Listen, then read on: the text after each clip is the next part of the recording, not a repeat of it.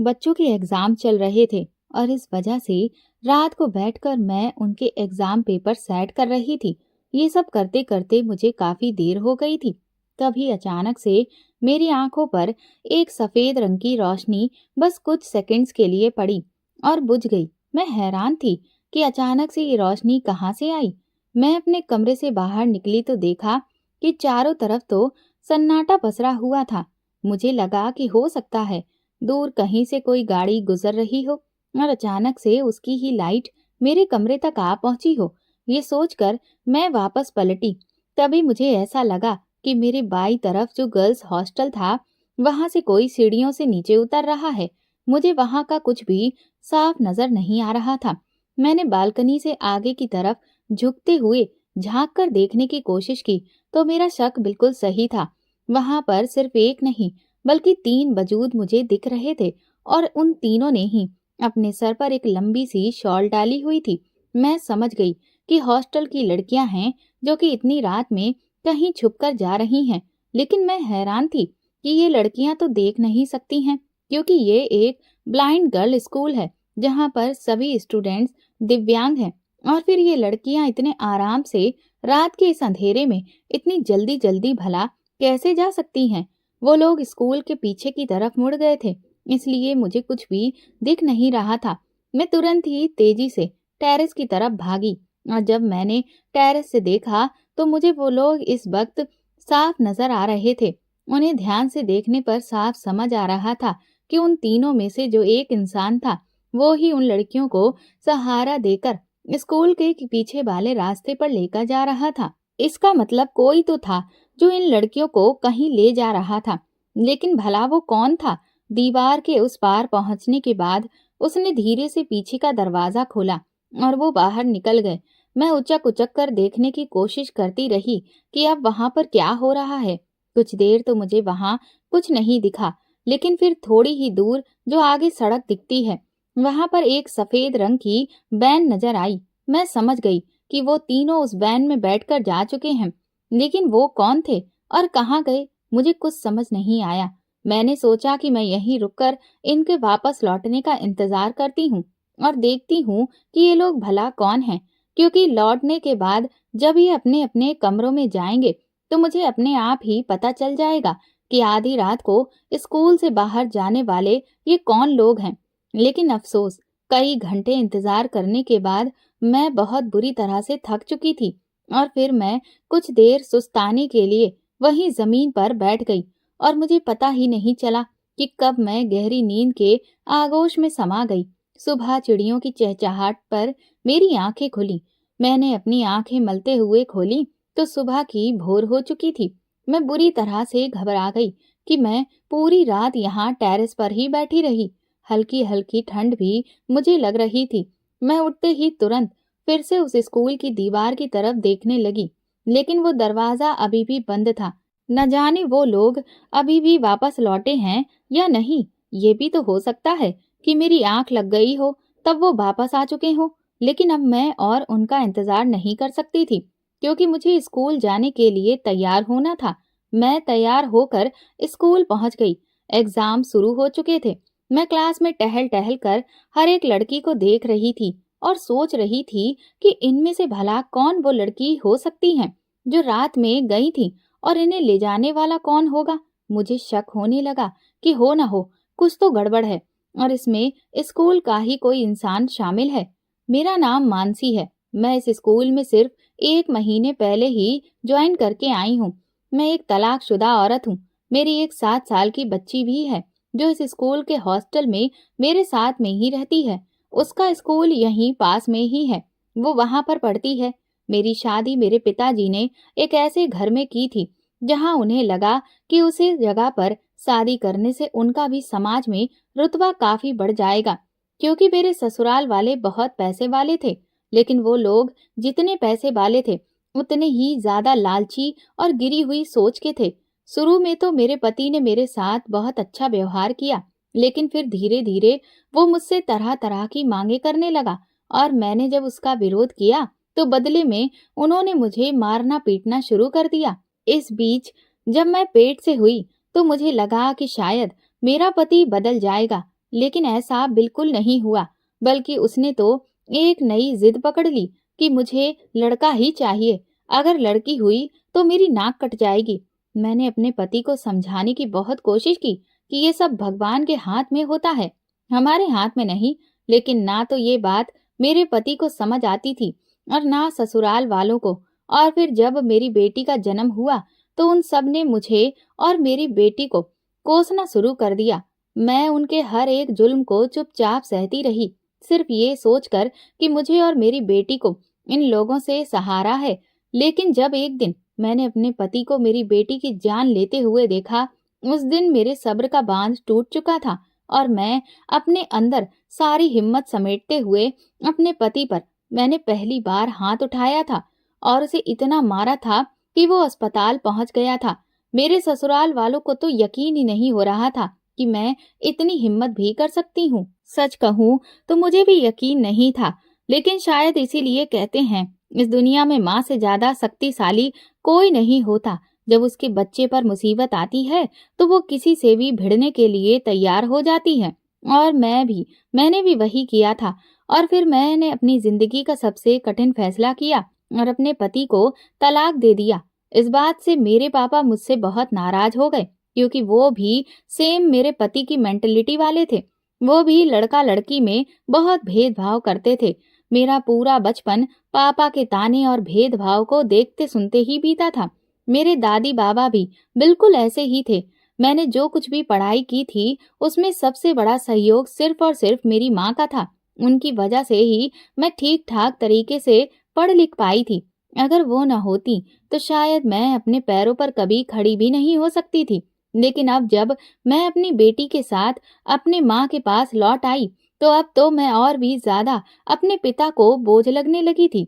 मैंने उनसे हाथ जोड़कर विनती भी की कि वो बस मुझे कुछ दिनों के लिए सहारा दे दें ताकि मैं अपना इंतजाम कर सकूं। लेकिन वो तो इस बात के पीछे पड़ गए थे कि मैं उनकी समाज में नाक कटवा दी है। वो चाहते थे कि मैं अपने पति से माफी मांगूं और उसके पास वापस लौट जाऊं, लेकिन मैं ऐसा कभी नहीं कर सकती थी क्योंकि वो आदमी मेरे बच्चे की जान का दुश्मन बना हुआ था। इस वक्त मेरी एक सहेली ने मुझे सलाह दी कि मैं दिव्यांग शिक्षक का कोर्स करूं, जिसके तहत सरकार की तरफ से काफी सारी वैकेंसीज निकलती हैं। उसकी दिखाई हुई इस दिशा में मैंने अपना कदम बढ़ाया और 1 साल के कोर्स को जैसे तैसे कंप्लीट किया और ऊपर वाले की कृपा से जैसे ही वैकेंसी निकली मेरा उसमें सिलेक्शन हो गया और मैं अपने नरक जैसे मायके को हमेशा हमेशा के लिए छोड़ दिया।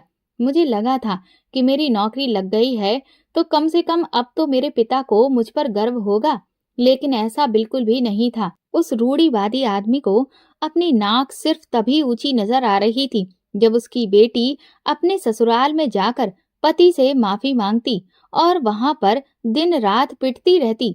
मैं आत्मनिर्भर थी और अपनी बच्ची को एक अच्छी जिंदगी देना चाहती थी, इसलिए मैंने हॉस्टल में रहने के लिए भी अर्जी दे दी थी और जल्दी ही मेरी अर्जी मंजूर हो गई और फिर मैं अपनी बेटी को लेकर हमेशा के लिए यहाँ चली आई। इन बच्चियों को देखकर भी मुझे बहुत दुख होता है। भगवान ने इनकी जिंदगी से रोशनी ही छीन ली है, बल्कि इनके अपनों का प्यार भी इनसे छीन रखा है। ये ज्यादातर लड़कियां ऐसी ही हैं जो कि सरकार के रहमो करम पर पल रही हैं। उनके परिवार वाले इन्हें अपने बोझ समझते हैं और इनसे कोई भी मतलब नहीं रखते हैं और ये अपनों के प्यार के लिए तरसती रहती हैं। इनके लिए सिर्फ यही एक दूसरे का सहारा है। मैं जब से यहाँ आई थी मैंने ये चीज नोटिस की थी कि ये बच्चियां बहुत कम बोलती हैं। मुझे शुरू शुरू में तो यही लगा कि शायद उनकी जिंदगी इतनी कठिन है, इस वजह से ही ये ऐसा व्यवहार करती हैं। लेकिन जब से मैंने उस रात वो घटना देखी थी तब से मुझे ये मामला कुछ और ही लग रहा था। इसीलिए मैंने इन सभी पर नजर रखना शुरू कर दिया था। क्लास की कुछ बच्चियों से मैंने अपनी तरफ से बात करने की कोशिश की, उनको समझाया कि अगर उन्हें कभी भी किसी तरह से मेरी जरूरत पड़े तो वो बेझिझक मुझसे अपने मन की बात कह सकती हैं। जिस पर उन्होंने हामी तो भरी, लेकिन किसी ने मुझसे कुछ भी नहीं कहा था। वो बच्चियां अक्सर हम टीचर्स के सामने खामोश सी ही रहती थीं, लेकिन आपस में कुछ न कुछ बात करती रहती थीं। अगले दिन रात को मैंने फिर से वही नजारा देखा। ये देखकर मुझे बहुत गुस्सा आया कि जरूर कोई है जो इन बच्चियों के अंधेपन का फायदा उठा रहा है। इसीलिए मैं दौड़कर नीचे गई। मैंने सोचा कि यहाँ पर जो गेट पर गार्ड है वो अपनी ड्यूटी कैसे निभा रहा है। उसे ख्याल ही नहीं है कि उसकी नाक के नीचे से, पीछे के रास्ते से इन बच्चियों को कोई अपने मकसद के लिए इस्तेमाल कर रहा है। मैं दौड़कर उस तरफ गई जहां पर गार्ड बैठा हुआ था, लेकिन मैंने देखा कि वहां पर तो गार्ड था ही नहीं। ये देखकर मेरे होश उड़ गए। इसका मतलब ये था कि शायद वो जो तीसरा शख्स होता है वो और कोई नहीं, गार्ड ही था जो उन बच्चियों को लेकर कहीं जा रहा था। मुझे अब उस गार्ड पर बहुत गुस्सा आया। मैंने सोच लिया था कि मैं इसकी शिकायत प्रिंसिपल सर से जरूर करूंगी। ये सोचते हुए ही मैं पलटकर वापस अपने रूम की तरफ जाने लगी कि तभी मुझे किसी के खांसने की आवाज सुनाई दी। मैं एकदम से साइड में छुप गई और मैंने देखा तो वो और कोई नहीं, गार्ड ही था। वो बाथरूम गया हुआ था। मैं एक बार फिर हक्का बक्का रह गई।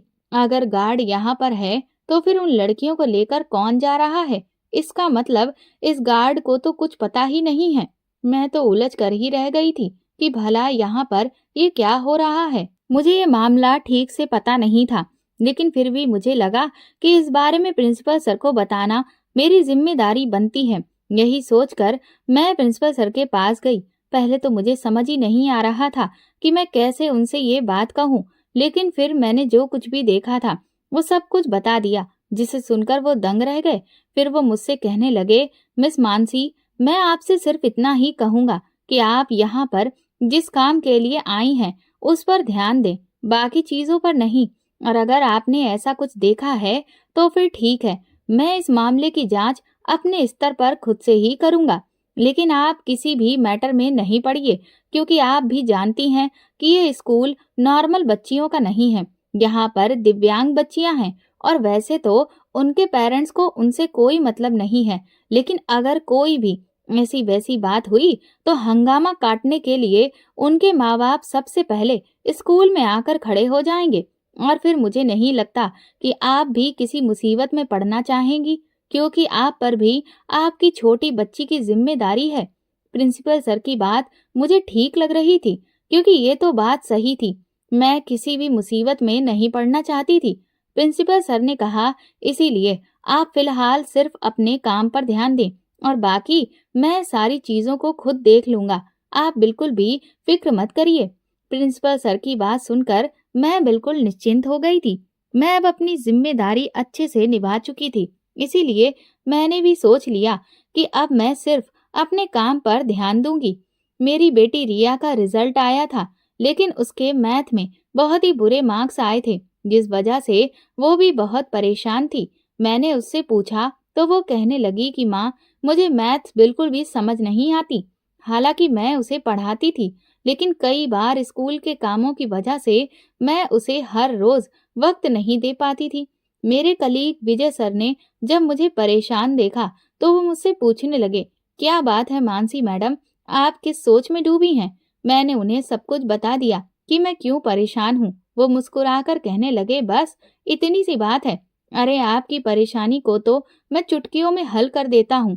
मैं खुद एक मैथ टीचर हूँ, इसीलिए आप एक काम करिए, आप रिया को रोज शाम को 1 घंटे के लिए मेरे पास भेज दिया करिए। मैं उसे अच्छे से मैथ समझा दूंगा। उनकी बात सुनकर मैं बहुत खुश हो गई और मुझे बहुत तसल्ली मिली। उस दिन के बाद से रिया हर रोज विजय के साथ मैथ्स पढ़ने जाने लगी और वो बहुत खुश थी, क्योंकि अब उसे मैथ्स धीरे धीरे समझ आने लगी थी। इस वजह से मेरी भी विजय से अब काफी बातचीत होने लगी थी और हमारे बीच एक अच्छी दोस्ती हो गई। धीरे धीरे हम दोनों एक दूसरे को पसंद करने लगे। मैं विजय से अपने अतीत के बारे में सब कुछ साफ साफ कह दिया था, जिस पर भी विजय को कोई ऐतराज नहीं था। इस सब के बीच में उन लड़कियों वाली घटना से मेरा ध्यान बिल्कुल ही हट गया था। लेकिन एक दिन जब मैं क्लास में पढ़ाने के लिए पहुंची तो मैंने नोटिस किया कि क्लास के सबसे आखिरी वाली बेंच पर 2 लड़कियां बैठी थीं, जिनमें से एक दबी दबी आवाज में रो रही थी और दूसरी उसे चुप करा रही थी। उसे इस तरह रोता देखकर मैं तुरंत उनके पास पहुंची। मैंने उनसे पूछा कि तुम क्यों रो रही हो? तो उसने तुरंत अपने आंसू पोंछ लिए और नॉर्मल होकर बैठ गई और कहने लगी, नहीं मैडम, ऐसी कोई बात नहीं है। मैंने उसके सर पर हाथ फेर कर प्यार से पूछा, बेटा क्या तुम्हें कोई दिक्कत हो रही है? तो उसने कहा कि वो बस मेरे पेट में थोड़ा सा दर्द है और कुछ नहीं, आप परेशान मत हो मैडम। उसकी बातों से साफ समझ आ रहा था कि वो मुझसे कुछ छुपाने की कोशिश कर रही है, लेकिन आखिर वो क्या बात थी ये समझ नहीं आ रहा था। पीरियड कंप्लीट होने के बाद मैं उस लड़की को लेकर थोड़ा परेशान हो रही थी। मैंने देखा था कि वो लड़की अभी भी बहुत परेशान थी और अजीब तरह से घबरा रही थी। फिर मैंने नोटिस किया कि जब लंच टाइम में सारे बच्चे खाना खाने में और खेलने कूदने में बिजी थे, तो वो वॉशरूम की तरफ गई। मुझे न जाने क्या सूझा, मैं भी उस तरफ गई, लेकिन वो वॉशरूम से पीछे का जो एरिया था, वहां पर पहुंच गई। वहां काफी बड़ी-बड़ी झाड़ियां खड़ी हुई थीं। मुझे समझ नहीं आ रहा था कि भला वो अकेले वहां पर क्या करने जा रही है। तभी मैंने दीवार के पीछे से झांक कर देखा, तो वहां वो किसी से मिलने गई थी। झाड़ी के पीछे कोई खड़ा था, लेकिन वो इंसान मुझे नजर नहीं आ रहा था। वो लड़की रो रो कर उस इंसान से कुछ बता रही थी। तभी एक मर्दाना हाथ झाड़ी के उस पार से मुझे दिखाई दिया। उसने एक गोली उस लड़की को दी और पानी की बोतल। उस लड़की ने वो गोली तुरंत ही ले ली और इसके बाद वो लड़की वहां से रोते हुए सहारा लेकर वापस लौटने लगी। मैं तुरंत ही वहां से वापस चली आई, लेकिन अब मुझे ये सब बहुत अजीब लग रहा था। भला वो आदमी कौन था और उसने कैसी गोली इस लड़की को दी थी और ये लड़की इतना क्यों रो रही थी? जरूर यहाँ पर कुछ बहुत गलत हो रहा है। मेरा दिल किया कि मैं इस बारे में विजय को बताऊं, लेकिन फिर सोचा कि मैं तो खुद परेशान हूं ही और फिर विजय भी परेशान होगा। और विजय एक आदमी है, वो भला इस सब में क्या कर लेगा? जब एक औरत होकर मैं इन लड़कियों के दिल की बात जान नहीं पा रही हूँ, तो ये लड़कियां यहाँ के जेंट्स टीचर्स को तो और भी अपने मन की बात नहीं बताएंगी। लेकिन मुझे अब इस सब का पता हर हाल में लगाना ही था। इसके लिए मैंने सोचा कि मैं हॉस्टल में रहने वाली लड़कियों के कमरे की तलाशी लेती हूँ। हो न हो मुझे उनके कमरे से कुछ न कुछ तो जरूर मिलेगा। लेकिन अब उनके कमरे की तलाशी ली कैसे जाए? और दूसरा, मैं चाहती थी कि उन लड़कियों के कमरे को मैं अच्छे से खंगाल डालूं, लेकिन उन्हें मुझ पर शक भी ना हो। अब इसका तरीका क्या हो सकता था? फिर मेरे दिमाग में एक आइडिया आया। 2 दिन बाद मेरी बेटी रिया का बर्थडे था और इसीलिए मैं सभी लड़कियों को उसके हाथ से चॉकलेट दिलवाने के बहाने उनके हॉस्टल के हर एक रूम में बारी बारी से गई। और जब मैं उस लड़की के रूम में पहुंची जो उस दिन रो रही थी, वहां पर मैंने उन्हें अपनी बातों में उलझाया और चुपचाप धीरे से उनके कमरे में एक छोटा सा कैमरा रख दिया।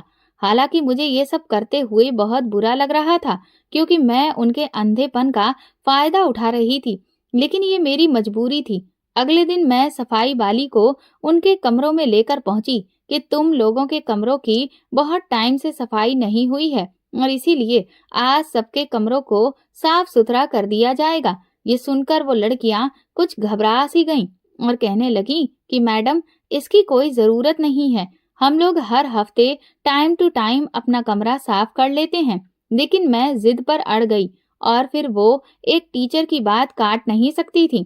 फिर उन्होंने मुझे आधे घंटे का समय मांगा। वो कहने लगी कि उनका कुछ जरूरी सामान है और उसको वो एक तरफ निकालना चाहती हैं, क्योंकि बाद में अगर वो सामान इधर उधर हो गया तो उन्हें बहुत दिक्कत हो जाएगी।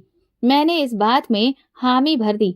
आधे घंटे के बाद मैं सफाई वाली को लेकर उनके कमरों में पहुंची और अच्छे से उनके कमरों की सफाई करवा दी। उसके बाद मैंने अपना वो छुपाया हुआ कैमरा भी चुपके से वहां से निकाल लिया।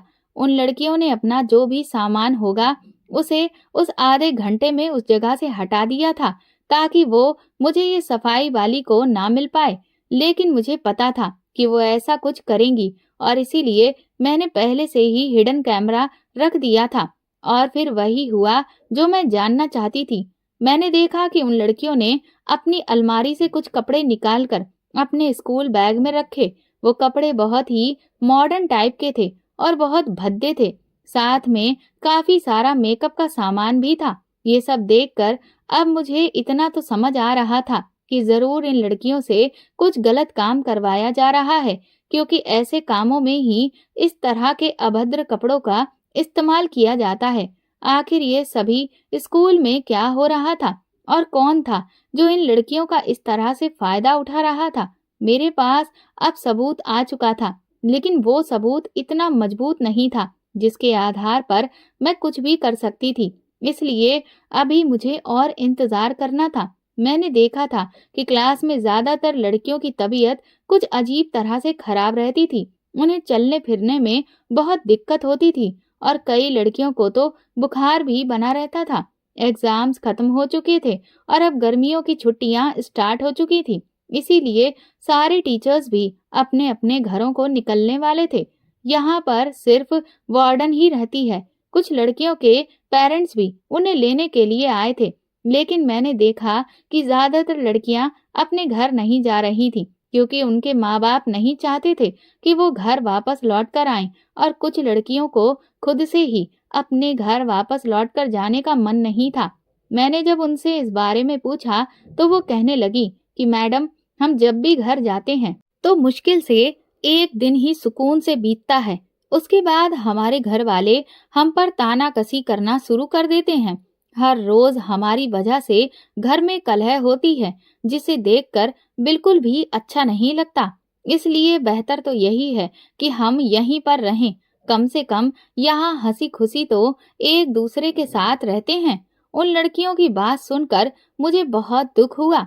हालांकि इन गर्मियों की छुट्टियों में मैंने सोचा था कि मैं अपनी बुआ के घर घूम आऊंगी। वो मुझसे काफी टाइम से अपने पास बुला रही थी। इसकी इन्फॉर्मेशन मैंने प्रिंसिपल सर को भी दे दी थी, लेकिन जब मुझे पता चला कि मेरी काफी सारी स्टूडेंट्स हॉस्टल में ही रहेंगी, तो मैंने अपना मन बदल लिया और सोचा कि मैं उनके साथ यहाँ पर गर्मियों की छुट्टियां बिताऊंगी और उनके साथ थोड़ी और नजदीकियां बढ़ाऊंगी, ताकि इस राज से पर्दा उठा सकूं। ये सोचते हुए मैं कहीं भी नहीं गई। बाकी सारे टीचर्स जा चुके थे। विजय भी अपने घर के लिए निकल गया था। मेरे लिए अब ये बहुत अच्छा मौका था जिससे मैं उन लड़कियों से अपनी नजदीकियां बढ़ाऊं। हॉस्टल जब काफी ज्यादा खाली हो गया, बस 20-25 लड़कियां ही बची, तो मैंने उन सब से कहा कि चलो आज हम लोग अंत्याक्षरी खेलते हैं। इसके बाद हम लोग हॉल में इकट्ठा हो गए। काफी देर तक अंताक्षरी खेलने के बाद माहौल बहुत हल्का हो गया था। हम सभी बहुत खुश थे। मौका पाते ही मैंने उनसे बात करना शुरू किया। उनसे कहा कि वो अपनी लाइफ की जो भी बातें मुझे बताना चाहती हैं, मुझसे खुलकर शेयर कर सकती हैं। उस दिन पहली बार ऐसा हुआ कि उन लड़कियों ने खुद से जुड़ी हुई बातें मुझसे साझा की, जिसमें काफी सारी ऐसी बातें थीं जिन्हें सुनकर मेरा दिल बहुत दुख गया, क्योंकि बहुत से ऐसे लोग थे जिन्होंने उन लड़कियों का गलत तरह से फायदा उठाया, जिस पर उन्हें बहुत अफसोस था। खास तौर पर इस बात का कि वो अंधी थी, इसीलिए लोगों ने उनका गलत फायदा उठाया। अगर आज उनके पास आंखों की रोशनी होती तो मजाल है कि कोई उनके साथ कुछ गलत कर सकता। उनकी इस बात पर मैंने उनसे कहा कि तुम्हारा ये सोचना बिल्कुल गलत है। हमारे समाज में जो लड़कियां बिल्कुल पूरी तरह से स्वस्थ हैं, वो भी ऐसे दरिंदों से बच नहीं पाती हैं। उनमें से एक स्टूडेंट बोली, लेकिन मैडम, इसका असर हम लड़कियों पर इतना ज्यादा होता है कि हमें बहुत डर लगता है। हम अपने आप को बहुत कमजोर महसूस करते हैं, जिस वजह से हम कभी भी ऐसी चीजों का विरोध नहीं कर सकते और हमें चुपचाप सब कुछ झेलना पड़ता है। मैंने उनसे कहा कि आप लोगों को क्या लगता है कि क्या मेरे साथ कभी कुछ ऐसा नहीं हुआ? मेरी इस बात पर वो चौंक गईं। फिर मैंने उनसे कहा कि आज मैं तुम्हें अपनी लाइफ की एक सच्ची घटना बताती हूँ। मैं उस वक्त काफी छोटी थी, तब मेरे साथ भी ऐसी बहुत सी चीजें हुई। जैसे कभी माँ के साथ जब मार्केट गई तो वहाँ किसी ने यहाँ वहाँ से छुआ। कभी स्कूल जाते हुए अचानक से किसी ने हाथ मार दिया तो कोई पीछा करता था। मैं ऐसी चीजों से बहुत डरती थी और कभी मैंने इन सब बातों के बारे में किसी को नहीं बताया। मुझे लगा कि अगर मैं किसी से कुछ कहा तो फिर मुझे ही सब लोग गलत समझेंगे। मैं भी तुम सब की तरह खुद को बहुत कमजोर समझती थी। और इसीलिए मैंने कभी किसी का विरोध नहीं किया। धीरे धीरे मैं बड़ी होती गई। उस साल मेरा 12th था। मेरे साथ मेरी बेस्ट फ्रेंड मीनाक्षी भी पढ़ती थी। हम दोनों लोग स्कूल से बस से आते जाते थे। उसके घर का सबसे लास्ट स्टॉपेज था और इसीलिए वो बस में सबसे आखिरी स्टूडेंट होती थी। उस दिन जब मैं अपने घर पर उतरी, तब मुझे अचानक याद आया कि मेरे पास तो मेरी फ्रेंड की कॉपी है और उस वक्त एग्जाम चल रहे थे। मुझे लगा कि उसे भी पढ़ना होगा, इसीलिए मुझे उसकी कॉपी अभी और इसी वक्त उसे दे देनी चाहिए। कहीं ऐसा ना हो कि मैं शाम तक उसकी कॉपी वापस करना भूल जाऊं। मीनाक्षी का घर मेरे घर से 20-25 कदम की दूरी पर था। मैं पैदल ही उसके घर की तरफ चली गई, लेकिन तभी मैंने देखा कि हमारे स्कूल की बस उसके घर के सामने रुकी ही नहीं, बल्कि सीधा तेज रफ्तार में आगे बढ़ती चली गई। ये देखकर मुझे बहुत अजीब लगा कि मेरी फ्रेंड मीनाक्षी अपने घर पर उतरी क्यों नहीं। मुझे कुछ गड़बड़ का एहसास हुआ। तभी पीछे से एक टैक्सी आ रही थी। मैंने उन टैक्सी वाले भैया से उस बस का पीछा करने के लिए कहा। काफी आगे जाने के बाद वो बस एक वीरान जगह पर मुड़ गई और फिर मैंने उस झाड़ियों के पास खड़े हुए देखा। मैं टैक्सी से वहीं उतर गई और अपनी फ्रेंड को ढूंढने लगी। बस के पास पहुंची तो देखा कि बस तो बिल्कुल खाली थी। मुझे बहुत बुरी तरह से डर लगने लगा कि मेरी फ्रेंड मीनाक्षी आखिर कहाँ गई। तभी मुझे अचानक से मीनाक्षी के चीखने की आवाज सुनाई दी। मैं उन झाड़ियों को पार करती हुई अंदर जंगल में चली गई और जैसे ही मेरे सामने नजर पड़ी तो मेरे हाथ पैर बुरी तरह से कांपने लगे थे। बस का ड्राइवर और कंडक्टर दोनों ही मेरी फ्रेंड के साथ उस वक्त खींचातानी कर रहे थे। उन्हें देखते ही मैं समझ गई कि वो मेरी फ्रेंड के साथ क्या करने वाले हैं। वो बुरी तरह से उनके सामने हाथ जोड़कर रो रो कर गिड़गिड़ा रही थी और उसे छोड़ देने की भीख मांग रही थी। लेकिन उन दोनों में से किसी को भी उस पर तरस नहीं आ रहा था। उन्होंने उसके ऊपर की शर्ट को पूरी तरह से फाड़ दिया था। वो उन्हें भगवान का वास्ता दे रही थी, लेकिन उन दरिंदों में दया नाम की चीज नहीं थी। उन्होंने मेरी फ्रेंड का मुंह इतनी कसकर दबाया कि उसके दांत उसके होंठों में गड़ गए, जिससे उसके खून निकलने लगा। और फिर उन्होंने उसकी आवाज को बंद करवाने के लिए कई सारे थप्पड़ उसके गालों पर जड़ दिए। वो बुरी तरह से उनकी कैद में छटपटा रही थी, लेकिन वो लोग उसे छोड़ने को तैयार ही नहीं थे। मैं, जो खुद को एक कमजोर लड़की समझती थी, जिसने कभी भी आज तक अपने डिफेंस में खड़े होने की हिम्मत नहीं जुटाई थी और अपने साथ गलत करने वाले लोगों का कभी विरोध नहीं किया था, उस वक्त अपनी दोस्त को ऐसी हालत में देखकर मेरे अंदर न जाने कहां से इतनी ताकत आ गई। मैं उस वक्त गुस्से से भरी पड़ी थी और कुछ भी करके अपनी दोस्त को उन दरिंदों से बचा लेना चाहती थी। और इसीलिए मैंने न आओ देखा न ताओ और पास ही पड़ा हुआ एक नुकीला पत्थर उठाया और सबसे पहले उस कंडक्टर के सर पर दे मारा। एक ही बार में उसके सर से खून की पिचकारी निकल पड़ी और वो दर्द से तिलमिला उठा। उसमें इतनी भी ताकत नहीं बची थी कि वो उठ के पलट कर मुझ पर वार करता। ये देखकर वो ड्राइवर पहले तो घबराया, लेकिन फिर वो मुझे अपने काबू में करने के लिए जोर से मेरे ऊपर लपका। लेकिन इससे पहले मैंने उसके सर पर भी वो पत्थर कसकर मारा और फिर उसका भी कंडक्टर जैसा ही हाल हुआ। वो दोनों काफी देर तक जमीन पर पड़े पड़े तड़पते रहे। उनके सर से लगातार खून बह रहा था। मेरी सहेली मीनाक्षी तुरंत ही मेरे गले से लग गई। हम दोनों सहेलियां एक दूसरे को गले लगाए बहुत देर रोती रहीं। उसकी हालत उस वक्त बहुत खराब थी। मैंने मीनाक्षी के आंसुओं को पोंछा और उससे कहा कि तुम्हें डरने की कोई जरूरत नहीं है। तुमने देखा ना कि ऐसे लोगों का मैंने क्या हाल किया है, इसलिए अब तुम ऐसे लोगों से कभी नहीं डरोगी। मीनाक्षी ने देखा कि कुछ ही देर में वो कंडक्टर और ड्राइवर बिल्कुल शांत पड़ गए थे। वो समझ गई कि वो मर चुके हैं। ये देखते ही उसने तुरंत ही मेरे हाथ से वो पत्थर ले लिया और मुझसे कहा कि मैं किसी के भी सामने ये ना कहूँ कि मैं उसे वहां बचाने के लिए आई थी। मुझे उस वक्त कुछ समझ नहीं आया, पर मीनाक्षी ने मुझे अपनी दोस्ती का वास्ता दिया। शाम तक पुलिस को ये खबर मिल चुकी थी। मीनाक्षी ने उन दोनों के खून का इल्जाम अपने सर लिया। पुलिस उसे पकड़ कर ले गई थी और मैं चुप्पी साधे अपने घर में थी। मुझे कुछ भी समझ नहीं आ रहा था। मीनाक्षी को कोर्ट में पेश किया गया। मुझे डर लग रहा था कि कहीं मेरी सहेली को सजा ना हो जाए। उस वक्त मुझे सिर्फ एक ही उम्मीद की किरण नजर आई, मेरी बुआ जी। दरअसल मेरी बुआ एक बहुत अच्छी वकील थी, लेकिन क्योंकि उन्होंने अपनी मर्जी से अपना जीवन साथी चुना था, इसीलिए मेरे पिता और दादाजी ने उनसे सारे रिश्ते खत्म कर दिए थे। उन्होंने उनके एक फैसले की वजह से ये भी नहीं देखा कि उनकी बेटी कितनी होनहार थी। मैंने इस वक्त चुपके से अपनी बुआ को फोन किया और उनसे भीख मांगी कि वो किसी भी तरह से मेरी सहेली को बचा लें। मैंने उन्हें सारी सच्चाई बता दी थी कि उन लोगों का खून मेरी सहेली ने नहीं बल्कि मैंने किया है, और उसने ही वो सारा इल्जाम मुझे बचाने की खातिर अपने सर पर ले लिया था। इसके बाद मेरी सहेली का केस मेरी बुआ ने ही लड़ा।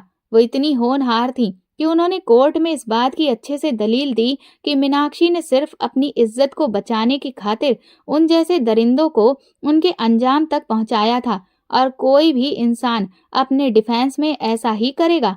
कोर्ट ने भी सच्चाई का साथ दिया और मीनाक्षी को बाइज्जत बरी कर दिया था। हम बहुत खुश थे। आज तक ये हकीकत सिर्फ मुझे, मेरी बुआ और मेरी फ्रेंड को ही पता है, लेकिन उस वक्त मैंने जो हिम्मत दिखाई थी वो मेरे लिए ही नहीं बल्कि हम में से सभी लड़कियों के लिए बहुत जरूरी होती है। हम लड़कियां हमेशा खामोशी से सब कुछ बर्दाश्त करती रहती हैं, और इसीलिए जुल्म करने वाले हम पर जुल्म करते हैं। जिस दिन हम ऐसे लोगों के खिलाफ खड़े हो जाएंगे, वो हमारा कुछ भी नहीं बिगाड़ सकते। मेरी इस बात पर वहां बैठी हर एक लड़की हिम्मत से भर गई थी। तभी उनमें से एक लड़की बोली, मैडम, मैं आपसे कुछ कहना चाहती हूँ। मुझे उम्मीद नजर आई कि अब शायद मैं सच्चाई तक पहुंच जाऊंगी, लेकिन इससे पहले कि वो लड़की कुछ भी कहती, विजय अचानक वहां पर आ गया। मैंने उससे कहा कि तुम अपने घर क्यों नहीं गए? तो कहने लगा कि मैं तो निकल गया था, लेकिन आधे रास्ते में मुझे पता चला कि तुम हॉस्टल में ही रुकी हो और बच्चियों का ख्याल रख रही हो। इसलिए मैंने सोचा क्यों ना मैं भी तुम्हारा साथ दूं, और इसीलिए मैं वापस आ गया। मैंने उससे कहा, अच्छा किया जो तुम भी आ गए। मैंने दोबारा से उस लड़की से कहा कि हाँ, बताओ बेटा, तुम मुझसे क्या कहना चाहती थी? पर उसने इनकार कर दिया। वो बोली, नहीं मैडम, मैं कुछ भी नहीं कहना चाहती थी। ये देखकर मुझे अजीब लगा। मुझे पता नहीं क्यों ऐसा लग रहा था कि वो लड़कियां विजय के सामने कुछ भी नहीं बताना चाहती थीं।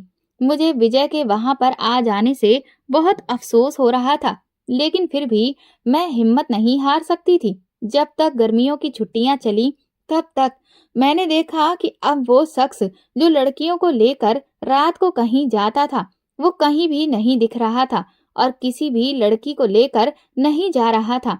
इससे मुझे यही लगा कि शायद हमारे स्कूल के स्टाफ में से ही किसी का ये काम है, जो कि अभी छुट्टियों की वजह से यहाँ पर मौजूद नहीं है। छुट्टियां बहुत अच्छे से बीत गईं और अब फिर से पहले की तरह स्कूल स्टार्ट हो गया था, और मैं भी अब फिर से लड़कियों पर नजर रखना शुरू कर दिया था। अगली रात मैंने देखा कि फिर से एक शॉल ओढ़े हुए शख्स दो लड़कियों को लेकर पीछे वाले रास्ते से कहीं लेकर निकल गया। लेकिन आज मैंने फैसला कर लिया था कि मैं जान कर ही रहूंगी कि वो इंसान इन लड़कियों को लेकर कहाँ जाता है। इसीलिए मैं भी तुरंत ही उनके पीछे निकल गई। मैंने पहले से ही एक साइकिल बाहर निकाल कर रखी हुई थी। इस साइकिल से मैंने उनकी वैन का पीछा किया, और मैं उस वक्त दंग रह गई जब मैंने देखा कि वो गाड़ी एक आलीशान होटल के सामने जाकर रुकी थी। मैं चुपके चुपके उन लोगों का पीछा करने लगी। वो आदमी उन लड़कियों को लेकर होटल के एक रूम के सामने पहुंचा, और फिर उसने उस रूम का दरवाजा खोलकर उन दोनों लड़कियों को अंदर भेज दिया और खुद बगल वाले रूम में चला गया। तकरीबन 2 घंटे के बाद रूम का दरवाजा खुला और वो लड़कियां बहुत बुरी हालत में बाहर निकली। वो उस वक्त काफी रो रही थीं। फिर जैसे ही बगल वाले रूम से उस आदमी ने उन लड़कियों को अपने साथ लेकर चलना शुरू किया, तभी वहां पर पुलिस आ गई, जिसे देखकर उस आदमी के होश उड़ चुके थे। दरअसल पुलिस को खबर मैंने ही की थी। मुझे पूरा यकीन था कि यहाँ पर जरूर कुछ गलत ही हो रहा है, और इसीलिए इन 2 घंटे में मैंने पुलिस को फोन करके यहाँ बुला लिया था। मैं भी तुरंत ही उन लोगों के सामने पहुंची तो वो आदमी बुरी तरह से घबरा गया। जब उन लड़कियों ने मेरी आवाज सुनी तो वो मेरा नाम लेकर पुकारने लगी। मानसी मैडम, हमें बचा लीजिए। मैंने आगे बढ़कर उन्हें अपने गले से लगा लिया। मैंने कहा कि तुम्हें फिक्र करने की जरूरत नहीं है, मैं आ गई हूं ना, और पुलिस भी आ चुकी है। मैंने जैसे ही उस आदमी के चेहरे से शॉल हटाया तो मेरे होश उड़ चुके थे, क्योंकि ये और कोई नहीं बल्कि विजय ही था। मैंने विजय के मुंह पर एक जोरदार थप्पड़ मारा। मैंने कहा कि मैंने तुमसे प्यार करने लगी थी, लेकिन तुम इतने नीच और गिरे हुए इंसान निकलोगे, मैं कभी सपने में भी नहीं सोच सकती थी। विजय मुझसे माफी मांगने लगा, कहने लगा कि ये मेरी मजबूरी थी, मुझे बहुत सारे पैसों की जरूरत थी और इसीलिए मुझे इस गलत काम में प्रिंसिपल का साथ देना पड़ा। ये सुनते ही मैं और ज्यादा चौंक गई। पुलिस ने विजय से कहा कि अब तुम हमें सारी सच्चाई बताओ। विजय ने बताया कि दिव्यांग बच्चों के लिए सरकार की तरफ से इन्हें सुविधाएं देने को काफी सारा पैसा आता है, जिसमें से ज्यादातर पैसा प्रिंसिपल अपने पास ही रख लेता है। लेकिन प्रिंसिपल एक नंबर का लालची है, उसे और भी ज्यादा पैसे कमाने थे और इसीलिए उसने इन लड़कियों के अंधेपन का फायदा उठाया ताकि वो इनका इस्तेमाल करके ज्यादा से ज्यादा पैसे कमा सके। मैं एक बहुत ही गरीब परिवार से आता हूँ, मुझे भी पैसों की सख्त जरूरत थी, इसीलिए प्रिंसिपल ने मुझे इस काम में अपना साथ देने के लिए मजबूर कर दिया। उसने मुझसे कहा कि मैं इन लड़कियों को इस बात के लिए तैयार करूं कि सरकार की तरफ से सरकारी डॉक्टर मुहैया कराए जा रहे हैं, जो कि इनका ट्रीटमेंट करने के बाद इन्हें इनकी आंखों की रोशनी वापस लौटा सकते हैं। एक बार अगर तुम इन्हें इस बात का यकीन दिला दोगे तो ये तुम्हारे साथ खुशी खुशी अपने ट्रीटमेंट के लिए जाने को तैयार हो जाएंगी, और जैसे ही ये इस जाल में फंसेंगी तो दोबारा कभी निकल नहीं सकेंगी। इस तरकीब को अपनाते हुए मैं हर रात 2 लड़कियों को राजी करके मेरे साथ अपनी आंखों की जांच कराने के लिए ले जाता। ये बेचारी लड़कियां इस खूबसूरत दुनिया को देखने के लिए बहुत बेताब थीं और ये हर हाल में अपनी आंखों की रोशनी वापस पाना चाहती थीं। इसीलिए इन्होंने मुझ पर यकीन कर लिया। मैं चेकअप के बहाने से इन्हें यहाँ होटल में लाया और जो दरिंदा हमें इनके साथ एक रात के बदले मोटी रकम देने को तैयार हो जाता था, उसके हवाले हम इन्हें कर दिया करते थे। ये बहुत रोती गिड़गिड़ाती, लेकिन हम में से किसी ने भी इन पर तरस नहीं खाया और फिर हमने इन्हें धमकी दी कि उनकी हमने वीडियो बना ली है और अगर इन्होंने ये सच्चाई किसी को भी बताई तो उनकी वो वीडियो हम इंटरनेट पर डाल देंगे। फिर तो उनके घर वाले इनसे और भी ज्यादा नफरत करने लगेंगे। इस बात से ये लड़कियां बहुत डर गईं और फिर इन्होंने अपने ऊपर होने वाली ज्यादती के बारे में कभी किसी को नहीं बताया। इस बीच कई बार ऐसा भी होता था कि कुछ लड़कियां पेट से हो जाती थीं, तो प्रिंसिपल उन लड़कियों के बच्चों को हटाने वाली गोली दे देता था। मजबूरन वो गोली इन लड़कियों को हर हाल में खानी ही पड़ती थी। विजय मेरे आगे हाथ जोड़कर माफी मांगने लगा कि उसने ये सब कुछ मजबूरी में किया है। मैंने उससे कहा कि कुछ भी तुमने मजबूरी में नहीं किया, अगर तुम इतने ही मजबूर थे तो कुछ और काम भी कर सकते थे, लेकिन नहीं, तुमने ये घटिया काम चुना क्योंकि तुम खुद भी एक घटिया इंसान हो। पुलिस ने तुरंत ही विजय और प्रिंसिपल को गिरफ्तार कर लिया था। इसके बाद स्कूल की काफी सारी लड़कियों का मेडिकल चेकअप कराया गया, जिससे ये बात साबित हुई कि उन लड़कियों के साथ इन लोगों ने कितना बुरा किया था। और जब दुनिया के सामने ये सच्चाई आई कि उन अंधी लड़कियों का इस तरह से फायदा उठाया गया है, तो उनके घर वालों ने जो थोड़ा बहुत मतलब पहले उनसे रखा हुआ था वो भी पूरी तरह से खत्म कर दिया था। इससे वो लड़कियां बहुत बुरी तरह से टूट गईं। लेकिन मैंने उन लड़कियों का हौसला बढ़ाया। मैंने उनसे कहा कि तुम्हें अब अपने लिए जीना है, अपनी खुशियों के लिए, और खुद को कभी भी कमजोर नहीं समझना है, बल्कि अपने पैरों पर खड़े होकर ना सिर्फ अपना बल्कि दूसरों का सहारा भी बनना है। इस बीच मैंने एक एनजीओ में जाकर बात की तो उन्होंने उन लड़कियों को कई सारे हुनर सिखाने की मुहिम शुरू की ताकि वो लड़कियां आगे चलकर अपने हुनर को अपना प्रोफेशन बनाकर भी जिंदगी में अपनी पहचान बना सकें। आज वो सभी लड़कियां बहुत खुश हैं। वो अपनी जिंदगी को बनाने में इतनी मशरूफ हैं कि अब उनके पास अपने अतीत के घाव को याद करने का वक्त ही नहीं है। दोस्तों, अगर आपको हमारी कहानी पसंद आई है तो कमेंट करके ज़रूर बताएं और वीडियो को लाइक करके ज़्यादा से ज़्यादा शेयर करें। चैनल पर नए हैं तो सब्सक्राइब करें और हाँ, नोटिफिकेशन बेल को ज़रूर दबाएं ताकि अगली अपडेट सबसे पहले आपको मिले। धन्यवाद।